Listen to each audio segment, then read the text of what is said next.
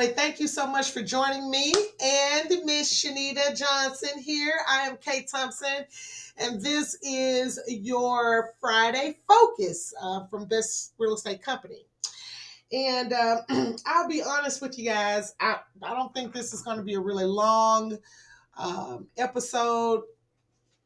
I've had a lot of things going on this week, as has Shanita. We are both in the throes of planning some very spectacular events, but they take a lot of work and a lot of effort, and we're a little bit frustrated, and I know I am.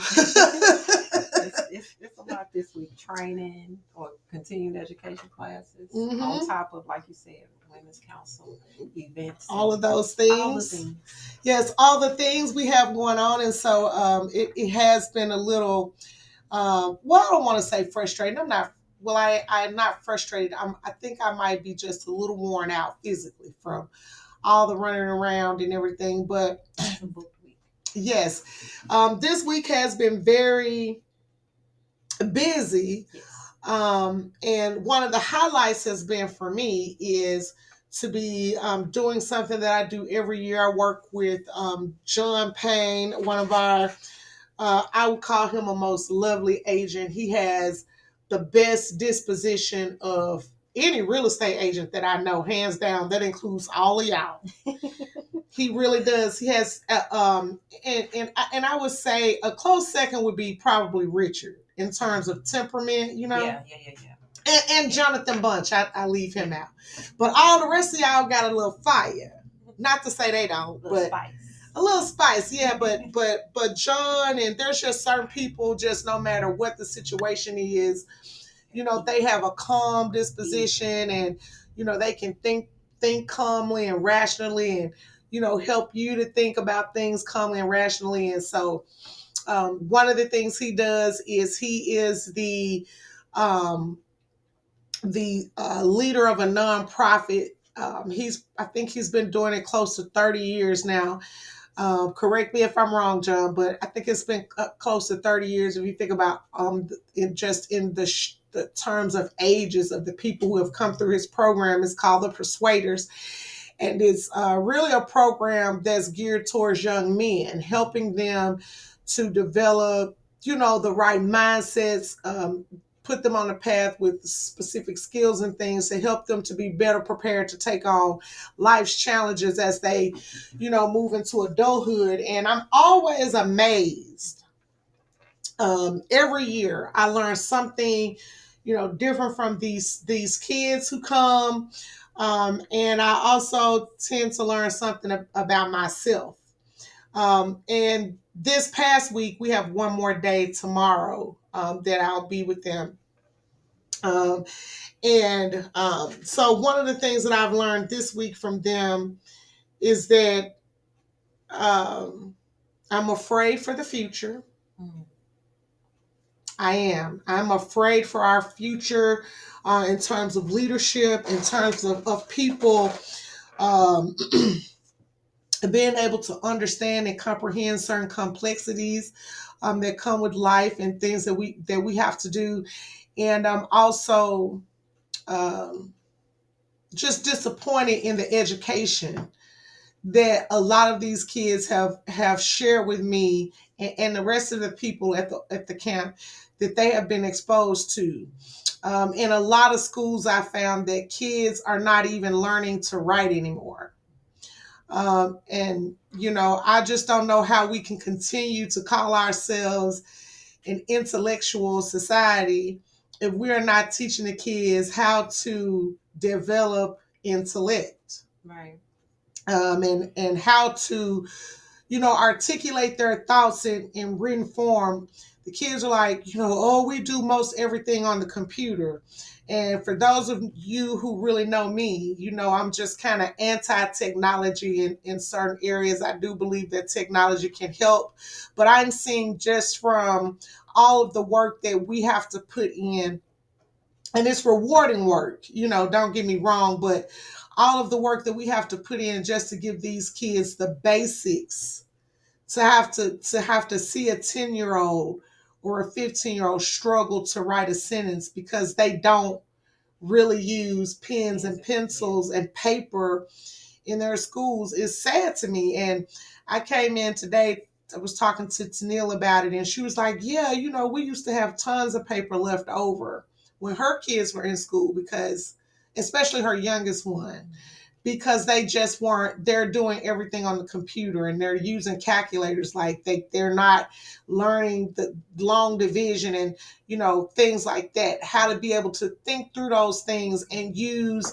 their the resources we had, which was our minds, memory, and our hands, right, to figure out how to count. So while everybody cheers on this technology and stuff, I really think people should look at it from the perspective of the future. We are in a lot of ways hindering these kids from being able to think critically, because we're giving them a machine that does all the thinking for them. Is weakening their brain muscle. Yeah. And so for me, that's scary. And, that's one of the main reasons, aside from I get to spend a week with one of our best agents and see him be awesome, and see, how the kids respond to him and the other, volunteers that work there, is pretty awesome. So, and one thing about the camp, it's free. It's a free camp every year.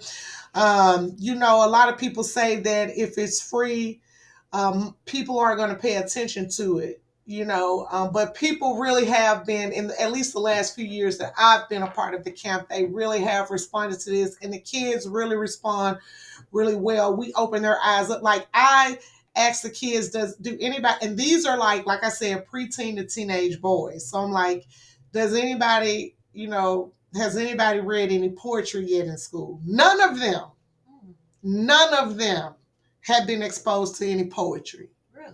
None of them. Wow. I had to give them a definition of what poetry was, and help them to, associate poetry with things that are in their daily life. It was just mind blowing. So anyway, that's not what we're here to talk about. And I spent half the time that I wanted to be on here doing that. It's always hard, like I say all the time, for me to just narrow it down to one or two topics for us to discuss on this podcast, because there's always so many things happening in our world and in real estate that it makes it difficult to focus on one thing. But we are going to do that for the sake of today's podcast. And then I am going to have, we are going to have discussion next week about time of essence, what your purchase and sale agreements actually state in terms of repairs, and how to keep your clients from losing their earnest money. This past few months, I can't speak for any of the other brokers, but I know for me, myself, I have come across some very hairy situations. Let me not say that I have come across them. They have been dropped in my lap because agents have, gotten to a point in the transaction where they feel like they need the help of their broker. One agent was like, hey, can you talk to my client for me? I mean, I'm just going to be honest, guys. I don't really want to talk to your client. Neither does the other broker. We want to guide you, which is what you should be doing with your clients in the first place, instead of helping to set their minds on something that you may not be able to back them up from. And so we're going to talk about that next week. It'll be a little heavy. I'll have some examples of things that you should not do. I will explain what time of essence means, because it's clear to me that some of us don't have a true understanding of that, when it starts, when it ends, what you should be doing as a part of it. And so we need to talk about that before these new forms that we're probably going to come out, so that we can kind of be on the same accord, because we're going to have to discuss those in detail as well. Right. But I wanted to talk about the art of sales today. And I have come across a few materials that I think would be good. I don't know if you guys know this or not, but if you are an agent with Best Real Estate Company, you can have access to our CRM, which is HubSpot. Now, in order to get access to the CRM, usually new agents, we just give it to them. But if you don't think you have access to it or you're not sure how to use it, you can reach out to me and I'll make sure that you get on. But one of the things that I love about HubSpot is that they have these blogs, they have videos, they do have all sorts of resources there that can help you build a pipeline and maintain your pipeline.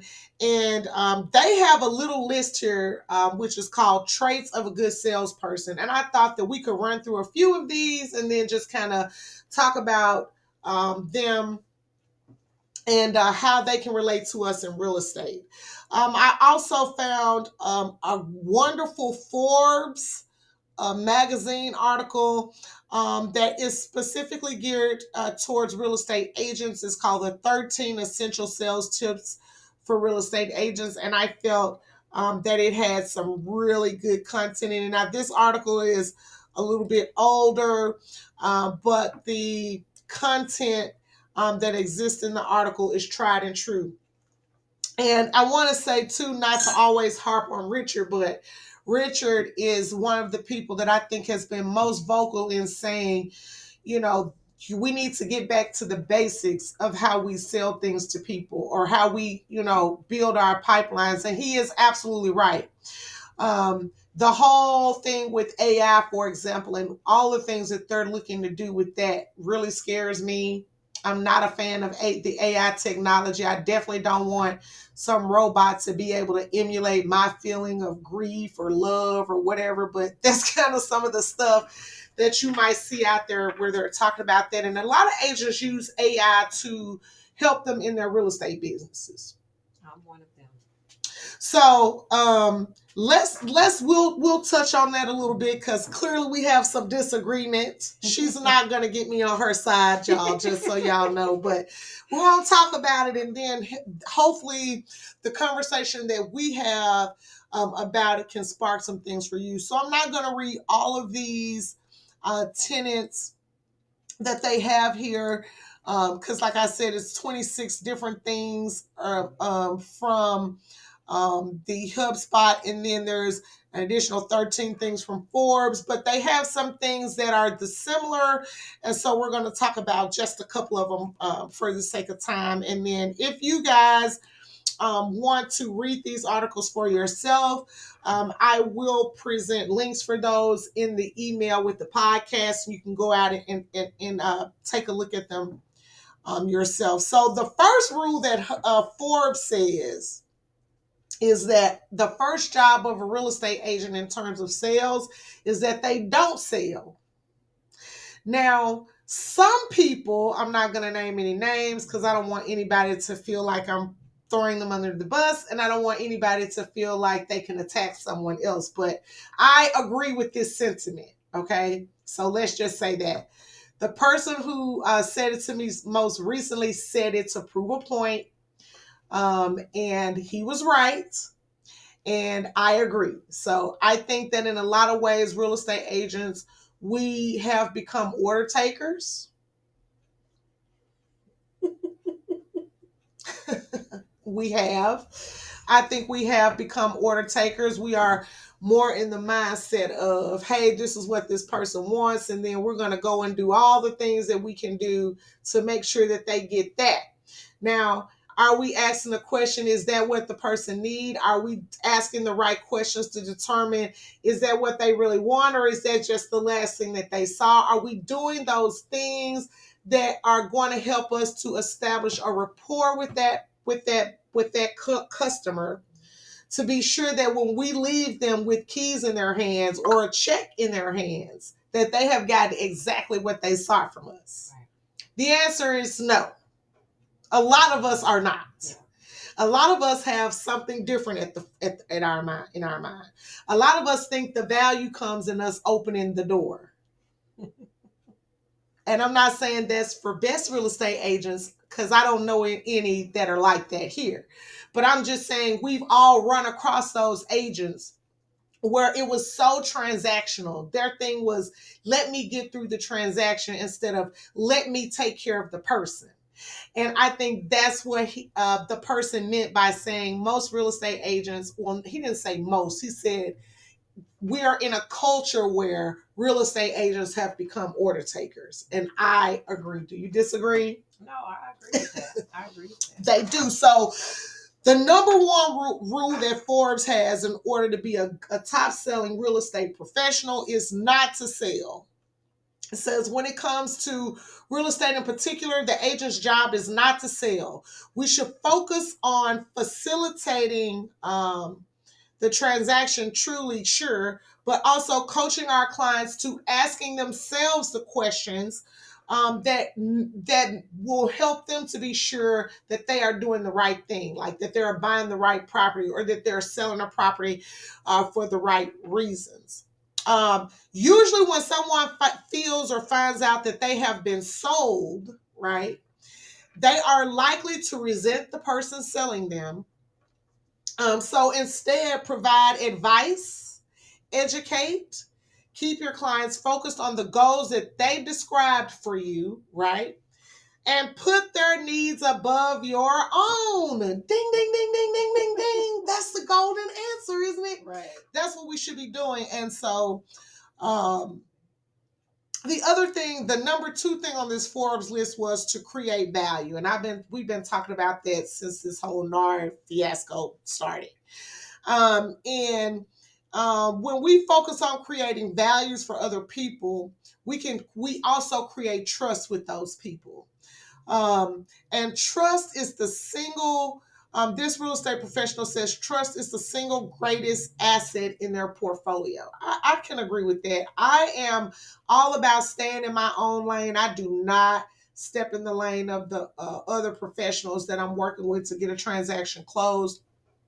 But I do believe in, having conversations with my clients that are meaningful. I ask them questions. I'm listening to what they're saying, and then I'm asking follow-up questions and to get the right information to be sure that I am, articulating and thinking about what they're saying to me properly. And it also helps you with your active listening skills. It shows them that you care if you are, repeating back to them what they said and making sure that, because sometimes people will hear what you say back to them that they said to you, and they're like, that's not what I wanted.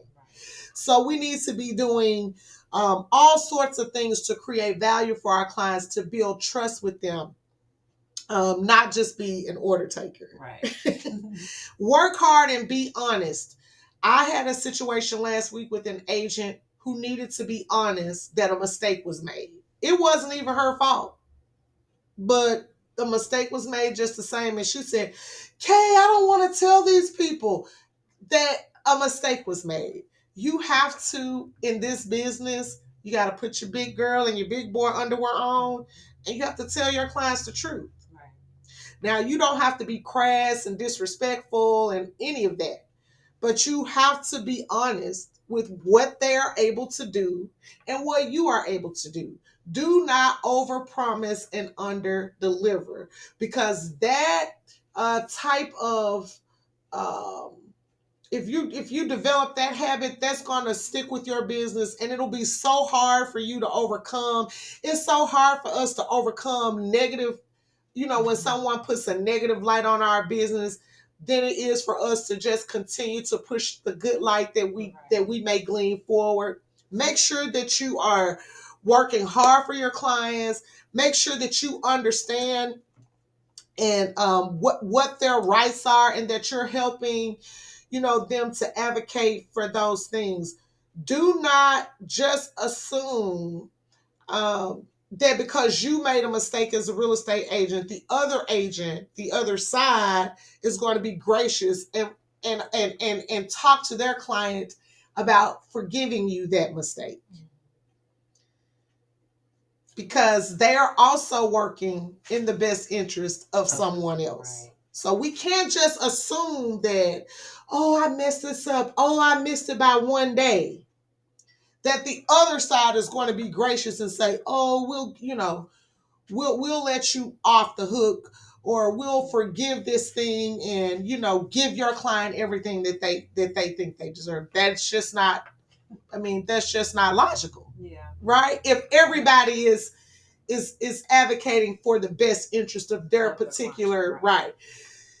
right. But having the hard conversations, like you said, when a mistake is made, whether you as the agent make the mistake or someone else associated with the transaction makes the mistake, I think it's important for us to be upfront and be transparent with our customer, our client, to let them know, hey, this will happen, and that builds the trust. They know that if something doesn't go right, that they can come to you and you're going to give them the real, whether they like it or not, whether it's something that they want to hear or not. More often than not, they're going to appreciate that you said the hard thing to them, because especially if it saves them in the end. Yeah. Yeah. The other thing on the Forbes list that I thought was interesting was number 5, and it says be human. It says most agent training on sales is about getting the prospect to do what we need. Sign the contract, get the sale. Isn't that the attitude that as agents, as professionals, we experience that a lot, right? And we feel it as a professional. Right. That and that it is turns people off. It does. It turns people off. It turns people off. And so they're saying, we are fiduciaries. So our ultimate responsibility is to serve the client. When we go in with our goals in mind and not theirs, it shows. It degrades trust. But when we go in with the mindset of helping them, then that shows and it builds trust. A lot of times agents will come in here and laugh at me because of how I'm talking to my clients. But they know without a shadow of a doubt that I have their best interest at heart, that I'm going to make sure to give them all the legalities and all the, things that they need to know in order to make a sound decision. I have no problem telling my client, if you do this, you're going to lose your money probably. Right. And they appreciate that because they know that, okay, you told me this is what happened if I did X, would happen if I did Y. Right. I'm a big proponent for getting them to sign something. If I know something is against their best, you're not going to come back to me and say I didn't tell you. So I'm like, just so that we're all clear and we're all on the same page, can you just sign this little statement that says, so that I'm sure that this is what we agree on. Right. Saves everybody. Yes, it saves everybody. We should be always willing to help. Sometimes it's good to just listen.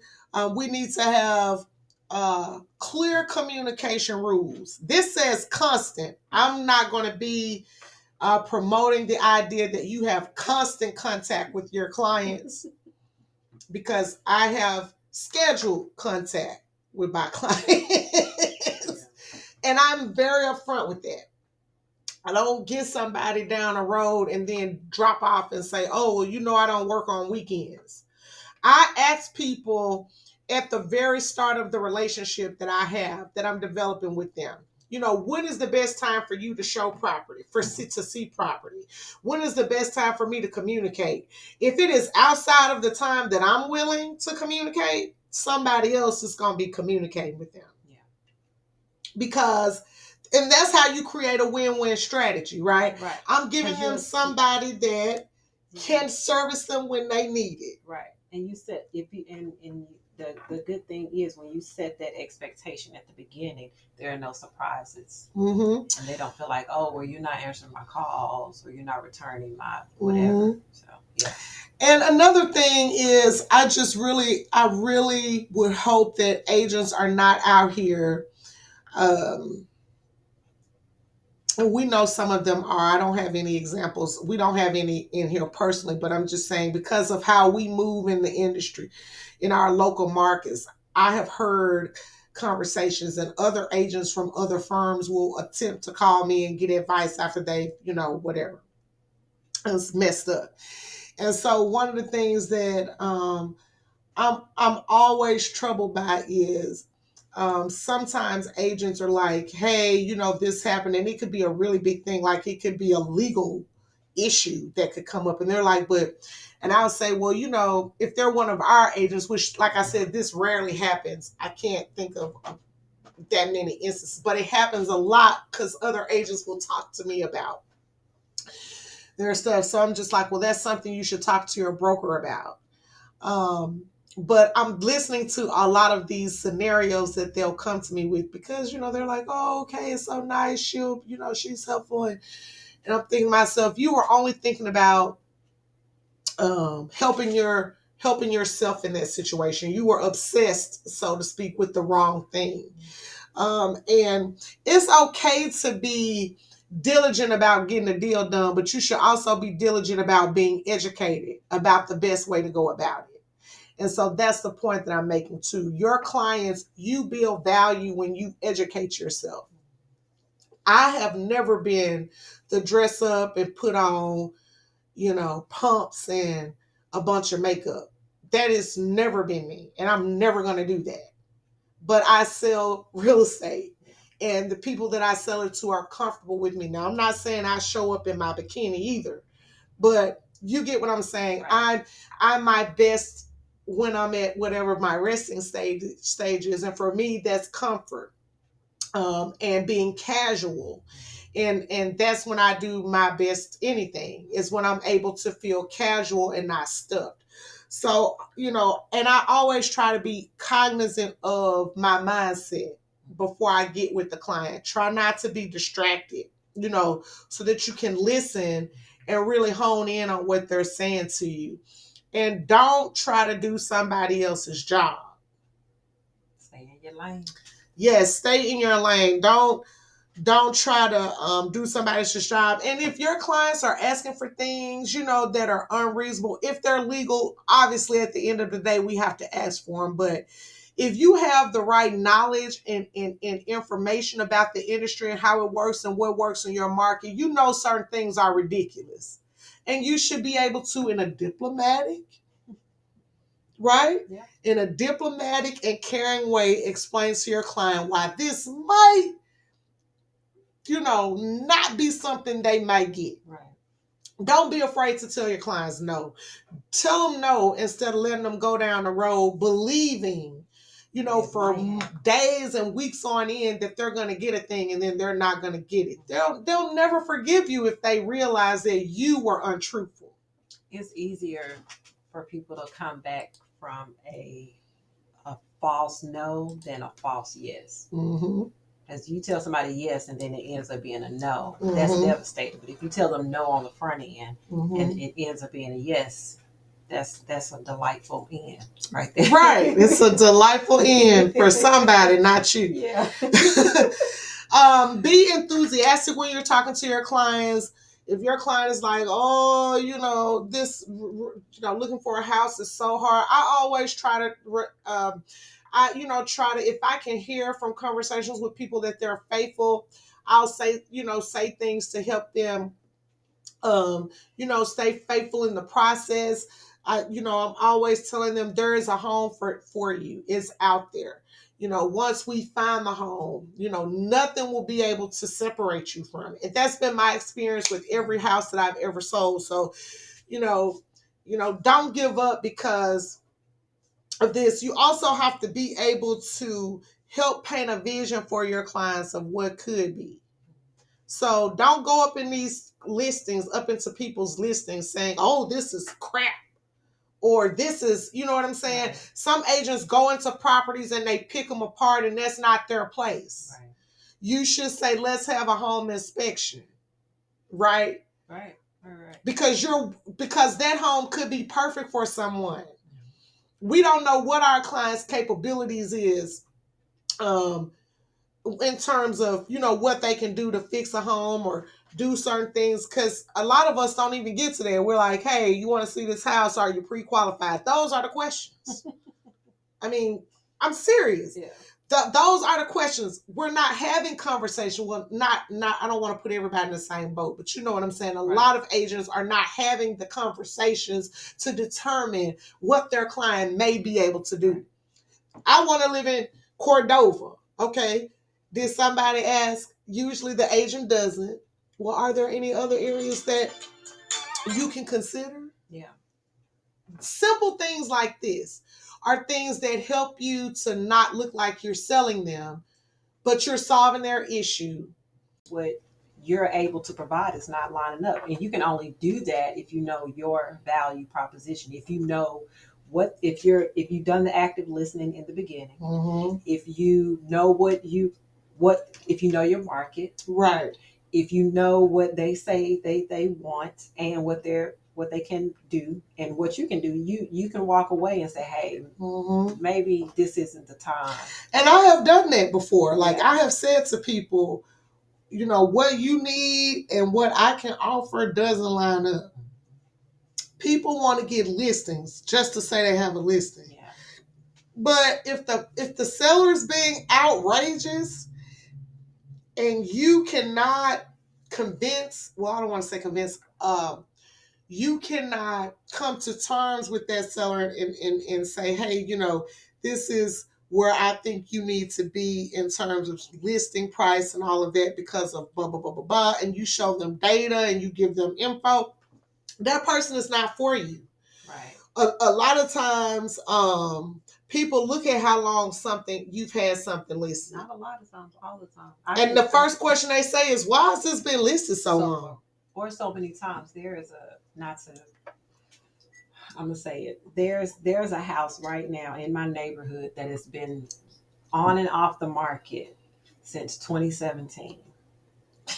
Since 2017, it's been listed by so many different brokerages. The owner has listed it themselves. And it's at the. I'm gonna tell you. I know.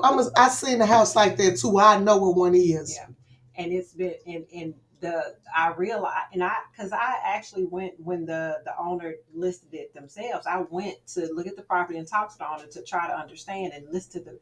And the reason it's there is the owner has this idea of a price in his mind that does not match the market.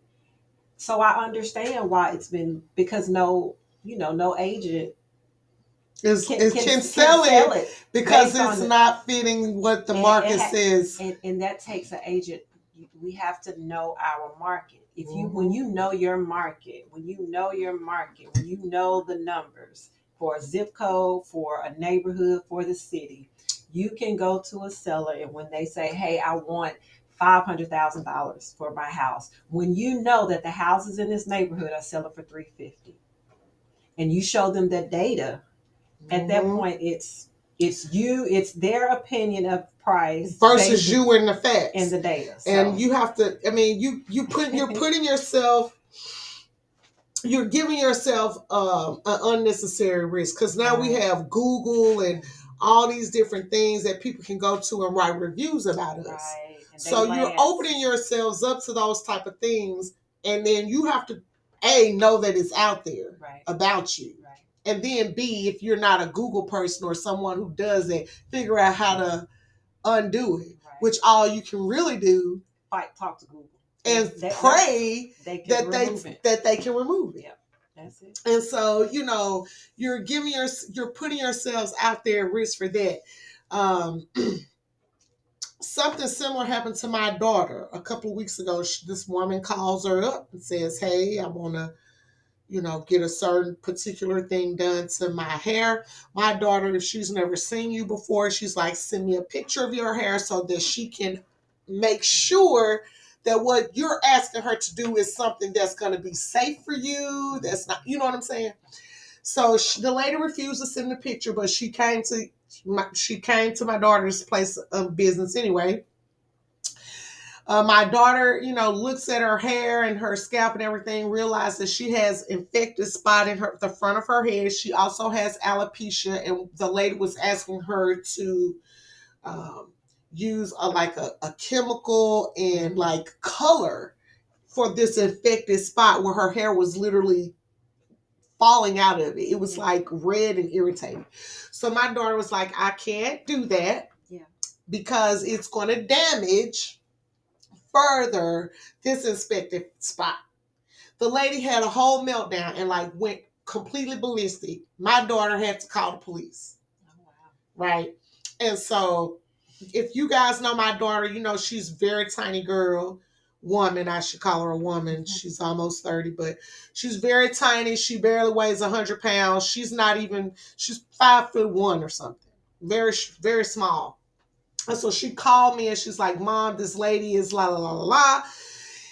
And so I was like, once the police come, you just leave and come to where I am. So the police came and she left. But anyway, the woman wound up traveling all the way to Jackson, Tennessee from Memphis to have someone try to do that Style. on her hair. She wound up getting her whole head shaved because whoever you went to all these other people and they didn't want to do it either because they didn't want to take the risk. Then somebody somewhere after she heard no enough is what I'm saying. Right. That somebody somewhere convinced her to do the right thing, which was to not color, not put chemicals and further damage your scalp. Your hair may never grow back there, but she wound up coming back and saying, on social media, I did what this girl told me to do. But before that, she was giving my daughter the blues on the internet. Like, she made me drive and I didn't do. No, I asked you to send me a picture. You didn't do it. Yeah. You see what I'm saying? So people give you indicators that let you know if they're a good fit for you. And you should heed those. If I come to you with documentation and I say, your house may sell from 300 to 325,000, and you are like, I better get 750. I'm gonna pack my bag, go back to my car, and wish you the best of luck, and I'm gonna throw you the peace signs. Because the numbers don't lie. Men and women lie. Numbers don't lie. They don't, and there is nothing we can do as individuals, right? Right. To make it do something else. It is what it is. You can't change what a house is sold for. Right. Like you can't change that. And yeah, you just can't change it. That's all I can say. Yes. So we have definitely I think that's all I think I've kind of given we've given some good information here. I hope everything was captured. I noticed I'm like, oh, this thing stopped. So I don't know how much of it how much of like the last 4 or 5 minutes before this part that they got, but that's why I'm saying it on the back end. Yeah. So guys, let me know if we missed something that you think you needed to hear, we'll come back and listen and then we'll share it with you. But definitely go get your ABR certification. It's almost a $600 value. Next year they'll be charging people $595, I think it is. Yeah. So go ahead and get that now.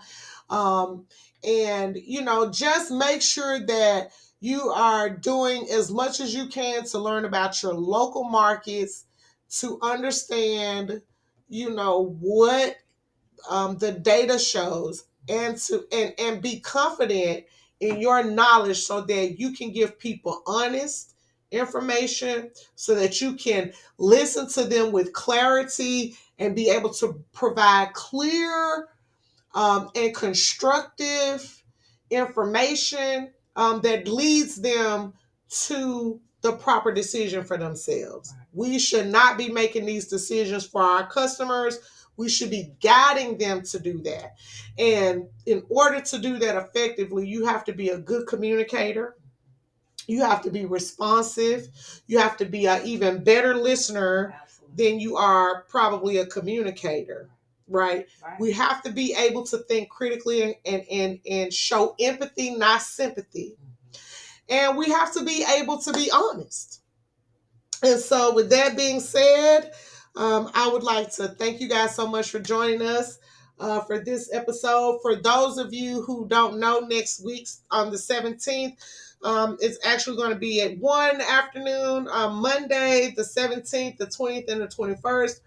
I will be doing a shortened version of a new agent boot camp. I have one agent that is in there. Another agent asked me about it today, so I invited her. But if you're a new agent and You have some new agent questions, whatever that you have issues finding the answers to, this is what you need to be in. So send me an email and I'll send you a link.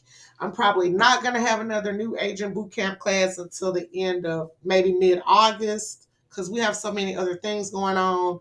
A reminder, if you want to take some time to meet me in person to ask questions, you can put yourself on my calendar. Also, the Women's Council of the National Association of Real Estate Brokers is having a game night on Saturday, this coming Saturday from 5 to 8. We would love for you guys to come out. It's a great way for new agents actually to mingle with experienced professionals. It's just a good, fun time. It's going to be. The address is 1582 Poplar Avenue. 38104. It's at Mortgage Financial Services in Midtown. Yes, and the our sponsor is the Mortgage Financial Services, Mr. Ryan Canope. Canope. I always say his name. I always mess it up, but he's such a nice person. He actually was introduced to me by one of our best agents, Ida Long, and he and I have just forged a really good relationship, and he has a really beautiful space. We had one of our office meetings over there, and I mean, the space that they work out of is gorgeous, so we hope to see you guys there. And if there's nothing else from Shanita, we'd like to bid you a great weekend. Be sure to stay safe and take care of yourselves, and you'll hear from us on the next episode. Have a great weekend. Have a great one.